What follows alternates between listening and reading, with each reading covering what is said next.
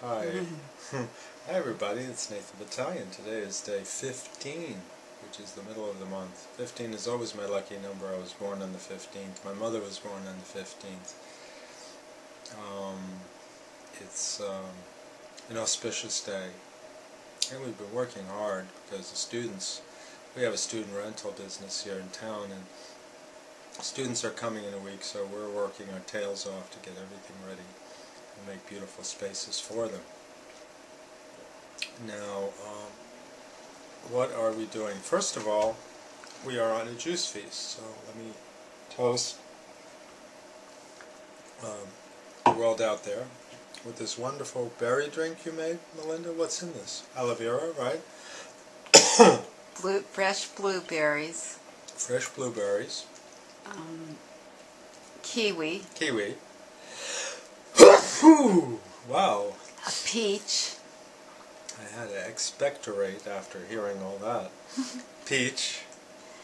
And there was one other thing. And in short, it's ambrosia. This is what she's trying to tell you. It's really great stuff. Now, what's happened today? Well, we're just trying to take in the world as it is day by day. We were just talking a few minutes ago about the issue of genetic engineering, which is always my favorite activist issue. And we've located a new book that came out in 2008. It's called Seeds of Destruction.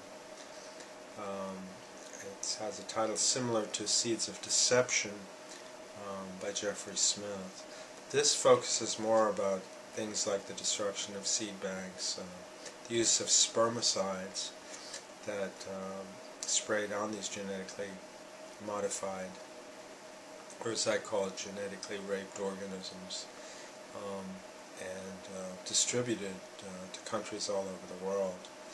There's a lot of destructive implications of using this technology right now. And it's depressing to even talk about it. But we're trying to make a change. And ultimately, it's part of a larger, predictable outcome of our left brain, quantitative, mechanical worldview. It's always been my understanding that life is the concentrated presence of consciousness. Consciousness is the universal relationship of connection in nature. Mathematics abstracts how to separate all elements of consciousness. So if you try to universally and deeply apply the mathematical worldview, the quantitative, the separative, the mechanical, into the heart chambers of nature, you inevitably are going to have a conflict, and you're inevitably going to instill unconsciousness and death into the heart chambers of nature. And of course today we are seeing very much that happening. We are seeing it on multiple fronts. We're seeing it in the wholesale death of species. It's predicted that as much as half of all species on Earth will be extinct by the end of the century, both plants and animals. And we're seeing it in the unconsciousness of nursing home patients who walk the halls like zombies after they've taken 10 or 15 different drug pills, because when you take a large random mix of chemicals which represent the quantitative worldview and you throw them into, say, a compost heap, they inevitably kill all of life in the compost heap, because a large random mix of chemicals represents the underlying order of what chemicals are, which is the quantitative worldview, the separative. And because separative manifestations are the opposite of conscious living manifestations, it's simply predictable that all life dies in a supertoxic waste site and things of that kind. It's also predictable that someone who takes multiple drugs will become relatively unconscious, and they can spend billions of dollars testing separate, isolated symptoms, because that's the kind of mentality that's involved, and call it objective because they've done double-blind, which are literally blind studies, that isolate some favorite thing that they can put a price tag on and make billions of dollars. So we have a very corrupt understanding of nature, and the most grievous application of that is in genetic engineering. Why? Because it is the deepest penetration of that worldview into the heart chambers of life, penetrating the nuclear membranes violently with gene guns. And this is why we call that technology a raping technology, a violating technology. And we prefer to use the term GRO, which means genetically raped organism, rather than genetically modified organism. The term modified is too gentle. It's an industry favorite term, and it has the sound in reverse, and so subliminally is taken in as a gentle kind of process.